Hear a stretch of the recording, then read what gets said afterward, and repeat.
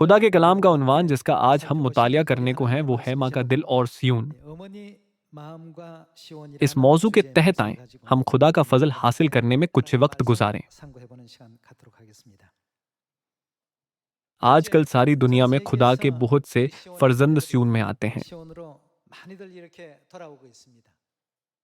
जब हम सियून आते हैं तो खुदा हमारे बपतिस्मा को यकीनी बनाते हैं। हमें किताब मुकद्दस की तालीम के मुताबिक युग के बाद दीगरे खुदा से सब कुछ ही सीखना चाहिए। इसलिए खुदा ने कहा, जब तक कोई नए सिरे से पैदा ना हो वो खुदा की बादशाही को देख नहीं सकता। नए सिरे से पैदा होना एक नई मखलूक के तौर पर पैदा होना है। हमें सच्चाई में नए सिरे से पैदा होना और सब कुछ नए सिरे से सीखना चाहिए। दुनिया में हमें सिर्फ अपनी कामयाबी की परवाह करनी चाहिए, ताहम सियून में हमें हमेशा एक साथ आगे बढ़ना चाहिए।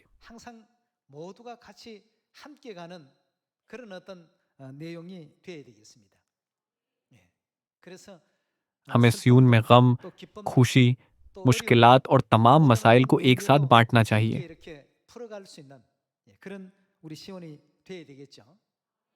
ये सिर्फ तब हो सकता है जब हमारे पास माँ का दिल हो। क्योंकि सियून की क़ियादत माँ के दिल से की जाती है, इसलिए हमें एक दूसरे का ख्याल रखना चाहिए और दूसरों को तस्लीम करना चाहिए और माँ के दिल के साथ सबको गले लगाना चाहिए। हम सबको ऐसे दिल की ज़रूरत है।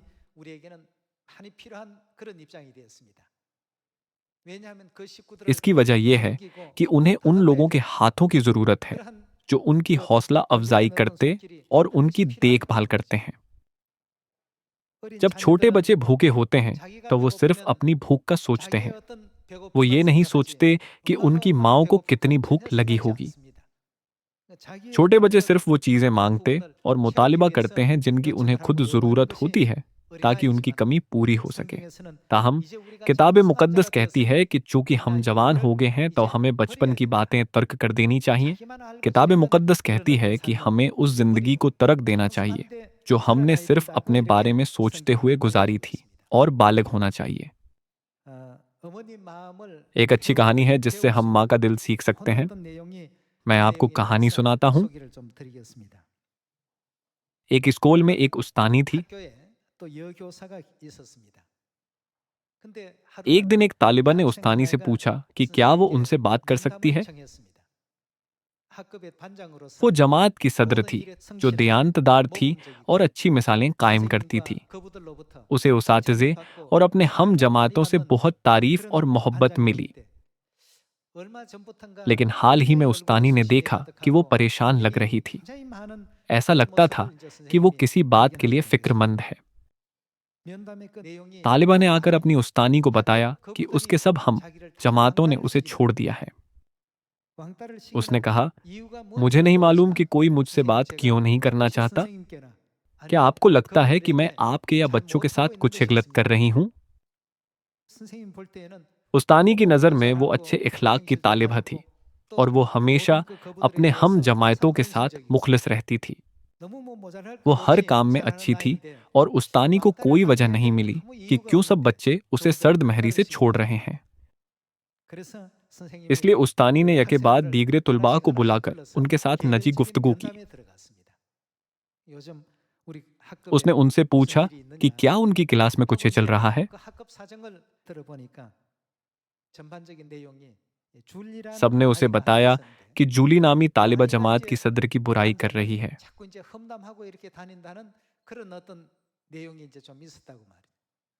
सिर्फ उस्तानी ही थी जो इसके बारे में नहीं जानती थी। उस क्लास के तमाम तुलबा ये जानते थे। इसलिए उस्तानी कई दिनों तक इसके बारे में सोचती रही। उसने सोचा कि जूली को अंदर बुलाए और उससे पूछे कि वो जमात की सदर के साथ ऐसा क्यों कर रही है। लेकिन वो उसके जज्बात को ठेस नहीं पहुंचाना चाहती थी। मैं जज्बात को ठेस पहुंचाए बगैर कैसे सबकी मदद कर सकती हूँ कि वो अच्छा दिल रखें। उस्तानी कई दिनों तक इसके बारे में सोचती रही। फिर उस्तानी हर तालिब इल्म के वालिदैन से मिलने गई और किसी बात पर उनकी रजामंदी तलब की। उसने उनसे कहा, अब मेरी क्लास में ये कुछ हो रहा है, मुझे हर एक के जज्बात को ठेस पहुंचाए बगैर उनकी मदद करनी है कि वो अपनी इस्लाह करें। इसलिए मैं आपसे कहती हूँ कि मुझ पर भरोसा करें और जो मैं करने जा रही हूँ उसमें मेरा साथ दें। यूं तमाम वालिदैन उसके साथ राजी हो गए। अगले दिन वो सुबह सवेरे स्कूल गई और बोर्ड पर बहुत बड़ा लिखा, एक दिन के लिए तन्हा रहना।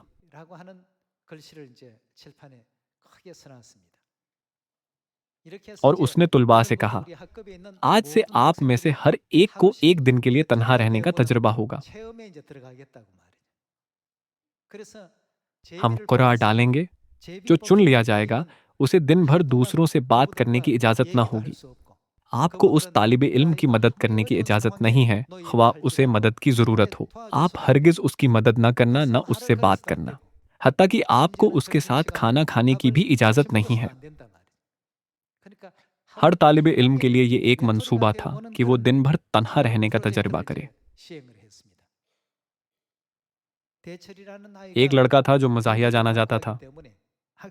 जमात में सब उसे पसंद करते थे। उसे पहले दिन चुन लिया गया था।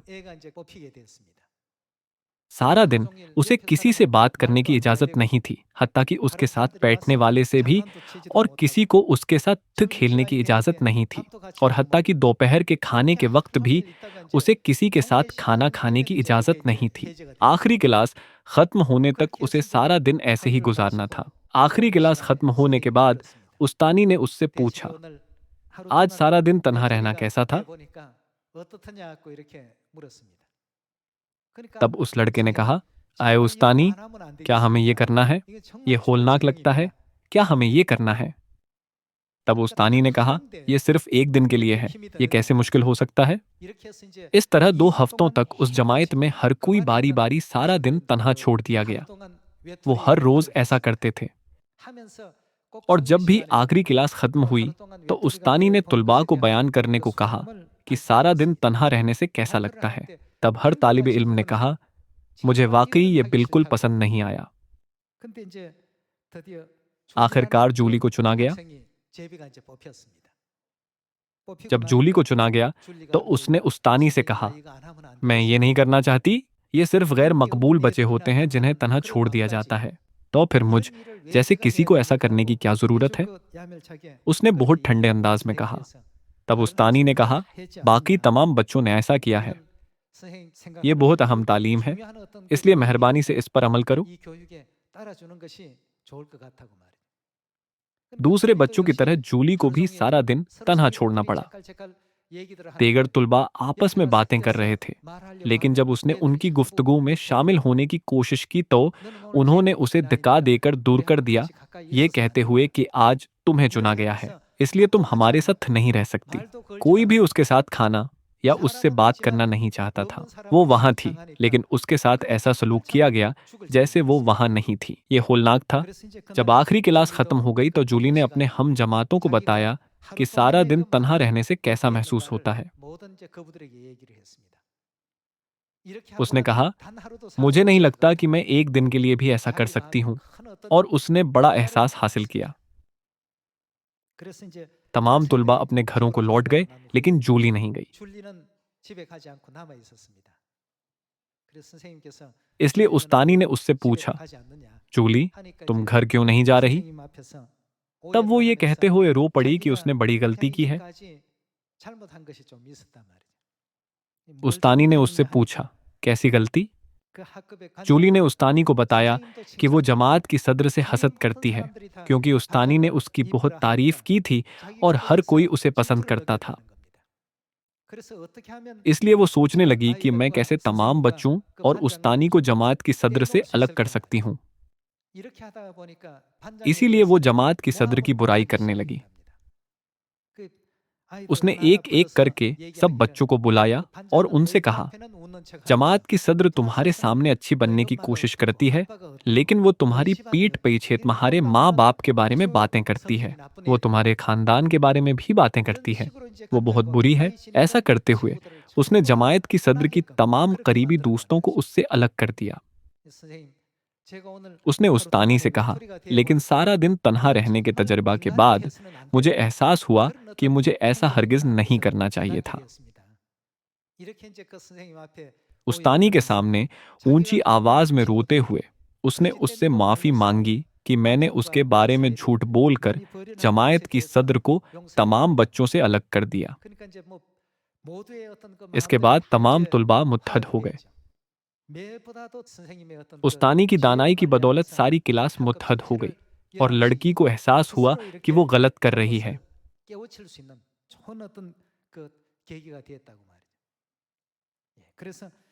जूली को एहसास हो गया था कि उसे किसी के लिए भी ऐसा माहौल हरगिज नहीं बनाना चाहिए जहां कोई सारा दिन तन्हा महसूस करे। उस वक्त से तुलबा ने पूरी क्लास को मुत्तहद करने की कोशिश की ताकि कोई भी तन्हा महसूस न करे। जब तक उन्होंने खुद इसका तजर्बा नहीं कर लिया, उन्हें एहसास नहीं हुआ कि इससे दूसरों को कितना नुकसान पहुंचता है। जब कुछ बच्चे किसी खास बच्चे को छोड़ देते थे तो वो भी उनके साथ शामिल हो जाते थे, और जब कुछ बच्चे किसी खास बच्चे के साथ खेलने से इनकार कर देते थे तो उन्होंने भी ऐसा ही किया। लेकिन जब उन्हें नजरअंदाज किया गया तो उन्हें एहसास हुआ कि इससे कितनी तकलीफ पहुंचती है। जमात के तमाम तुलबा ने एक अहम सबक सीखा और फैसला किया कि इस तरह से किसी के जज्बात को ठेस नहीं पहुंचाएंगे। आज हमें भी ये सीखना चाहिए और हरगिज किसी को इस किस्म का दर्द न दें। जैसा कि किताब मुकद्दस हमें सिखाती है, हमें गौर करने की ज़रूरत है कि हम कैसे एक दूसरे को मोहब्बत और नेक कामों की तरगीब दें और दिल से मुत्तहद होकर खुदा के कलाम में एक साथ बढ़ें। आए इब्रानियों बाब 10 आयत 22 पर एक नज़र डालते हैं। तो आओ हम सच्चे दिल और पूरे ईमान के साथ और दिल के इल्ज़ाम को दूर करने के लिए दिलों पर छेंटे लेकर और बदन को साफ पानी से धुलवा कर खुदा के पास चलें और अपनी उम्मीद के इकरार को मजबूती से थामे रहें, क्योंकि जिसने वादा किया है वो सच्चा है। और मोहब्बत और नेक कामों की तरगीब देने के लिए हमें गौर करने की ज़रूरत है कि हम कैसे एक दूसरे को मोहब्बत और नेक कामों की तरगीब दें। हमें एक दूसरे को किसकी तरगीब देनी चाहिए? एक दूसरे का लिहाज रखें और एक दूसरे के साथ जमा होने से बाज ना आए जैसा बाज लोगों का दस्तूर है, बल्कि एक दूसरे को नसीहत करें। और जिस कदर उस दिन को नज़दीक होते हुए देखते हो उसी कदर ज़्यादा किया करो। किताब मुकद्दस हमें सिखाती है कि हमें गौर करना चाहिए कि हम कैसे एक दूसरे को मोहब्बत और नेक कामों की तरगीब दें और एक साथ जमा होने से बाज ना आए। एक दूसरे को मोहब्बत और नेक कामों की तरगीब देने की गर्ज से हमें पहले एक दूसरे का ख्याल रखने की ज़रूरत है। एक दूसरे की फिक्र करते हुए हमें मुत्तहद होना और एक दूसरे को मोहब्बत और नेक कामों की तरगीब देनी चाहिए। ये खुदा की मर्जी है। आए पहला कुरिन्थियों बाब 12 आयत 20 से जारी रखते हैं। मगर अब आज़ाद तो बहुत से हैं, लेकिन बदन एक ही है। बस आंख हाथ से नहीं कह सकती कि मैं तेरी मोहताज नहीं, और न सर पाँवों से कह सकता है कि मैं तुम्हारा मोहताज नहीं, बल्कि बदन के वो आज़ा जो औरों से कमज़ोर मालूम होते हैं बहुत ही ज़रूरी हैं। और बदन के वो आज़ा जिन्हें हम औरों की निस्बत जलील जानते हैं उन्हीं को ज़्यादा इज्जत देते हैं, और हमारे नाज़िबा आज़ा बहुत ज़ीबा हो जाते हैं। हालांकि हमारे ज़ीबा आज़ा मोहताज नहीं, मगर खुदा ने बदन को इस तरह मुरक्कब किया है कि जो उज़ू मोहताज है उसी को ज्यादा इज्जत दी जाए, ताकि बदन में तफरीका न पड़े, बल्कि आज़ा क्या करें? एक दूसरे की बराबर फिक्र रखें। हमें एक दूसरे के साथ मुत्तहद होना चाहिए और एक दूसरे की बराबर फिक्र करनी चाहिए। ये किसकी मर्जी है? ये खुदा की मर्जी है। आयत 18, मगर फ़ील वाक़ई खुदा ने हर एक उज़ू को बदन में अपनी मर्जी के मुआफ़िक रखा है। खुदा ने हाथ, नाक और पाँव वैसे ही तरतीब दे जैसे खुदा उन्हें बनाना चाहते थे।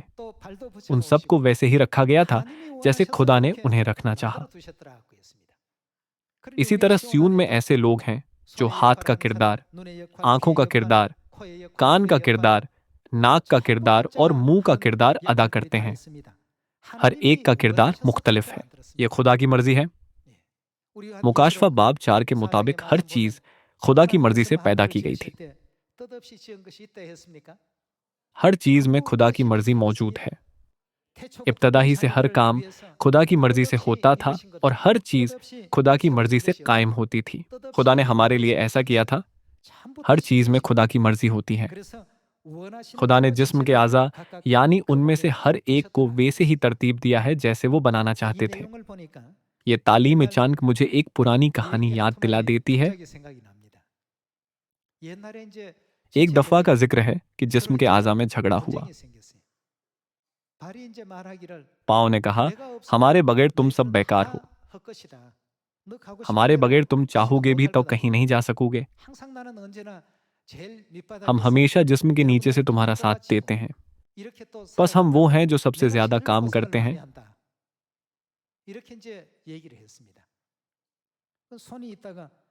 लेकिन फिर हाथों ने कहा, अब हाँ, अगर तुम्हारे पास हम न हूं तो क्या होगा? कौन काम करने जा रहा है? पाँव, क्या तुम हथौड़ा मार सकते हो? क्या तुम आरा चला सकते हो?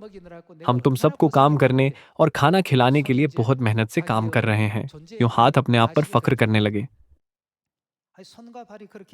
जब हाथों और पाँव ने यह कहा तो आंखों ने कहा, आरे, अगर हम चीजें ना देखें तो तुम कैसे आरा चला सकते हो? हैं? हम चौड़ाई, लंबाई और ऊंचाई नापते हैं। इसलिए जब तुम कुछ भी बनाते हो तो तुम्हें जरूर हमारी जरूरत पड़ती है। सही? हम इतने अहम हैं कि लोग कहते हैं कि आंखें रूह की खिड़कियां हैं।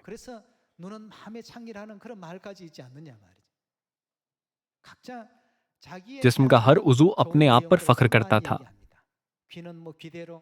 कान और नाक और देगर तमाम आज़ा ने वो सब बताया जो कुछ उन्होंने किया था, और दरहकीकत उन सब ने मेहनत से काम किया था। तमाम आज़ा वो काम कर रहे थे जो दूसरे आज़ा नहीं कर सकते थे। फिर उन्होंने जुबान से कहना शुरू किया, हम बहुत मेहनत से काम करते और बहुत दुख उठाते हैं।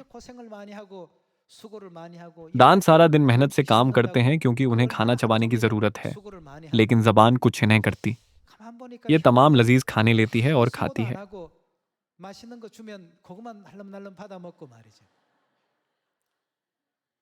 हर एक आज़ा ने जुबान के बारे में बुरी बातें की। उन सब ने कहा कि जबान बहुत खराब है।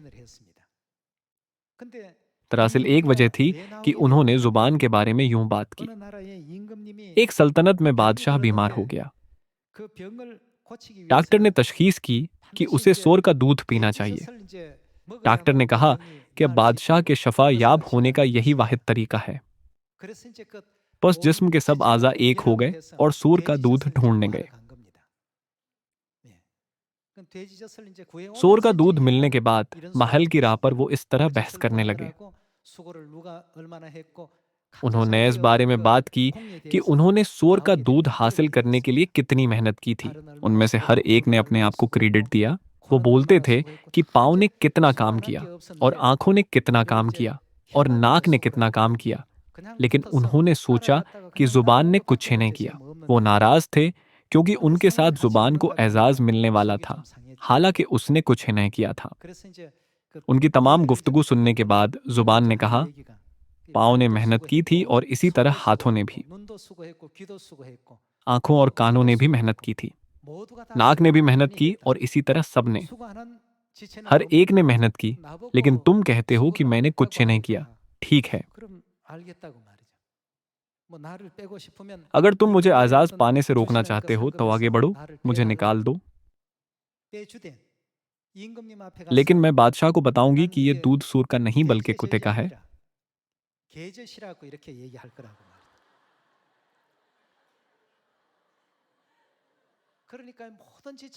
तब हर एक आजा चौंक गया और कांप उठा। उनके मरने या जिंदा रहने का इन्हिसार इस बात पर था कि जुबान किया कहती है। इसलिए सबने जुबान से माफी मांगी और कहा, मेहरबानी से बादशाह को सच बताना। मेहरबानी से उन्हें बताना कि ये वो दूध है जिसकी उन्हें जरूरत है। मेहरबानी से बादशाह को बताना कि ये क्या है। जैसा कि खुदा ने पहला कुरिन्थियों बाब 12 में कहा है, जुबान जिस्म का बहुत अहम हिस्सा है, अगरचा ये गैर जरूरी लगती है।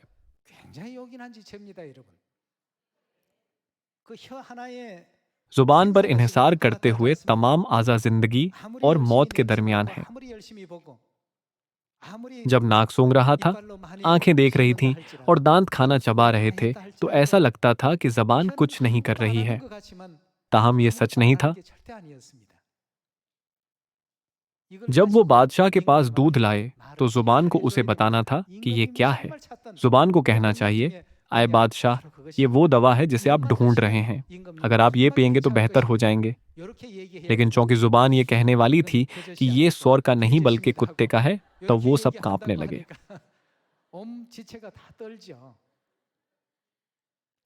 आप सब, क्या खुदा एक गैर जरूरी बच्चे को सियून में भेजेंगे? हमें सबकी जरूरत है।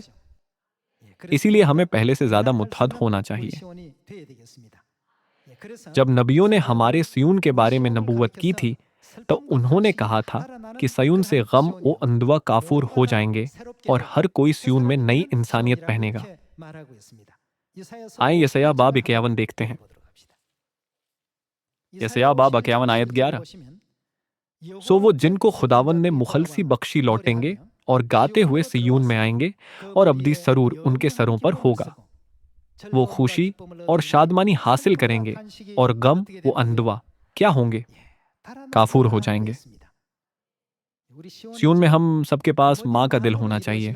सियून को ऐसा होना चाहिए। यशायाह बाब 35 आयत 8। और वहां एक शाहराह और गुजरगाह होगी जो मुकद्दस राह कहलाएगी, जिससे कोई नापाक गुजर ना करेगा। लेकिन ये मुसाफिरों के लिए होगी। अहमक भी उसमें गुमराह ना होंगे। वहां शेर बबर ना होगा और न कोई दरिंदा उस पर चढ़ेगा, न वहां पाया जाएगा। लेकिन जिनका फिदिया दिया गया वहां सैर करेंगे। और जिनको खुदावन ने मुखलसी बख्शी लौटेंगे और सियून में गाते हुए आएंगे और अब्दी सरूर उनके सरों पर होगा। वो खुशी और शादमनी हासिल करेंगे और गम वो अंदुआ काफूर हो जाएंगे।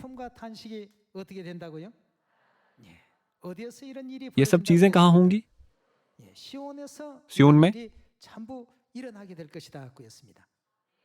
अगर हम चाहते हैं कि अब्दी खुशी और शादमानी मिले और गम वो अंदुआ काफूर हो जाएं, तो सियून के तमाम अराकीन में एक दूसरे के लिए माँ का दिल होना चाहिए। और किताब मुकद्दस क्या कहती है कि हमें क्या करना चाहिए? हमें एक दूसरे की फिक्र करनी चाहिए।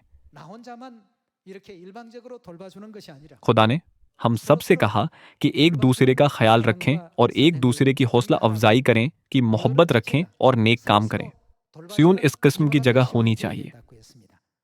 तब गम व अंदवा काफूर हो जाएंगे और हम खुदा की तख्लीक करदा नई इंसानियत को पहनने के काबिल होंगे।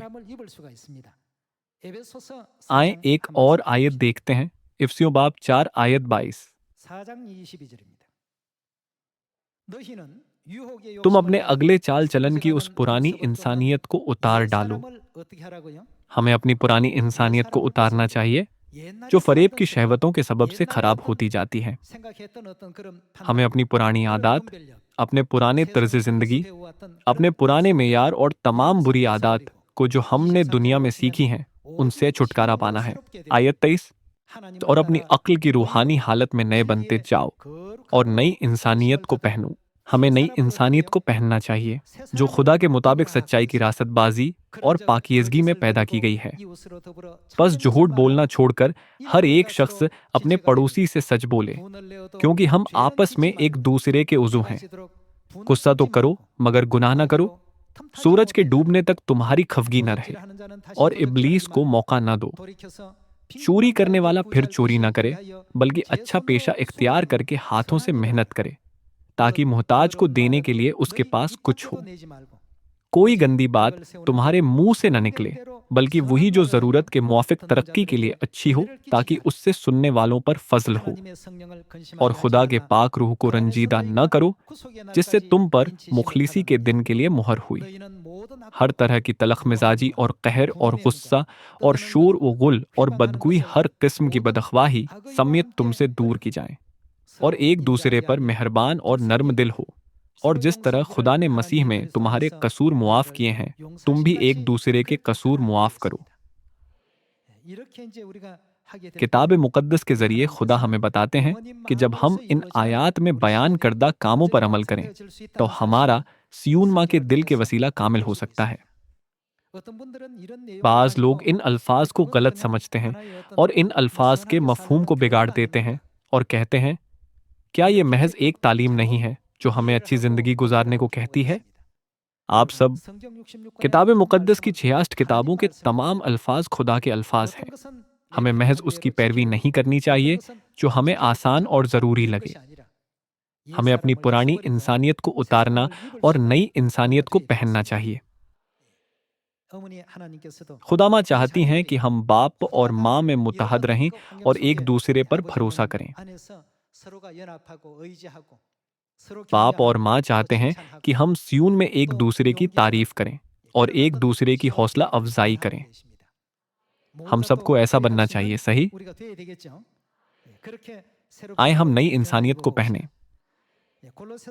आए कुलसियों बाब 3 आयत 8 से एक और आयत देखते हैं। लेकिन अब तुम भी इन सब को यानी गुस्सा और कहर और बदखवाही और बदगुई और मुंह से गाली बकना छोड़ दो। एक दूसरे से झूठ न बोलो, क्योंकि तुमने पुरानी इंसानियत को उसके कामों समेत उतार डाला और नई इंसानियत को पहन लिया है, जो मारिफत हासिल करने के लिए अपने खालिक की सूरत पर नई बनती जाती है। हमें अपनी पुरानी इंसानियत को उसके कामों समेत क्या करना चाहिए? आए हम इन बातों को दौर करें और ये सोचें कि हमने खुदा में कैसे सीखा और कैसे खुदा ने हमें सिखाया। हमें इस किस्म की जिंदगी गुजारनी चाहिए। इसके लिए आयत 2 क्या कहती है? आलम बाला की चीजों के ख्याल में रहो, न कि जमीन पर की चीजों के, क्योंकि तुम मर गए और तुम्हारी जिंदगी मसीह के साथ खुदा में पोशीदा है। जब मसीह जो हमारी जिंदगी है जाहिर किया जाएगा, तो तुम भी उसके साथ जलाल में जाहिर किए जाओगे। बस अपने उन आज़ा को मुर्दा करो। हमें क्या मुर्दा करना चाहिए? जो जमीन पर हैं, यानी हरामकारी और नापाकी और शहवत और बुरी ख्वाहिश और लालच को, जो बुत प्रस्ती के बराबर है, कि उन्हीं के सबब से खुदा का गजब नाफरमानी के फर्जंदों पर नाजिल होता है। और तुम भी जिस वक्त उन बातों में जिंदगी गुजारते थे, उस वक्त उन्हीं पर चलते थे। इसलिए पहले हम इस किस्म की सोच और मकसद के साथ जिंदगी गुजारते थे। आयत 8, लेकिन अब तुम भी इन सब को छोड़ दो। क्योंकि हम सियून में आए हैं, इसलिए हमें माँ का दिल रखने के लिए बदलना चाहिए। हम सब सियून के मोहब्बत करने वाले अराकीन हैं, जो एक दूसरे के मोहताज हैं और जिन्हें एक दूसरे के साथ मुत्तहद रहना चाहिए। हमारे खुदा ने कहा, अगर आप चाहते हैं कि खुशखबरी अच्छी चले तो मुत्तहद रहें। वह इसको खत्म करने से पहले एक और आयत देखते हैं। कुलसियों बाब 2 आयत 18। कोई शख्स खाकसारी और फरिश्तों की इबादत पसंद करके तुम्हें दौड़ के इनाम से महरूम न रखे। ऐसा शख्स अपनी जिस्मानी अक्ल पर बेफायदा पुहल कर देखी हुई चीजों में मसरूफ रहता है और उस सर को पकड़े नहीं रहता, जिससे सारा बदन जोड़ों और पुट्ठों के वसीला से परवरिश पाकर और बाहम पयुस्ता होकर खुदा की तरफ से क्या होता है, बढ़ता जाता है। सब कुछ इत्तेहाद से होना चाहिए। इंसानी जिस्म तब बढ़ सकता है जब तमाम जोड़ और पट्टे बाहम मिलकर एक हो जाएं। हमारी कलीसिया के साथ भी ऐसा ही है। अब हमारे बहुत से खोए भाई और बहनें तेजी से सियून वापस आ रहे हैं। हमें उनके साथ साबर होना चाहिए और माँ के दिल के साथ उनकी रहनुमाई करनी चाहिए, ताकि वो अपने आप को खुदा के कलाम के मुताबिक ढाल सकें और आसमानी लोगों के लायक बनने के लिए खुद को बदल सकें। हमें उनकी रहनुमाई करनी, उन्हें तसल्ली देनी और एक दूसरे की हौसला अफजाई करनी चाहिए, ताकि हम सब आसमान की अब्दी बादशाही में जा सकें। ऐसे भाई और बहनें हैं जो आने वाले हैं।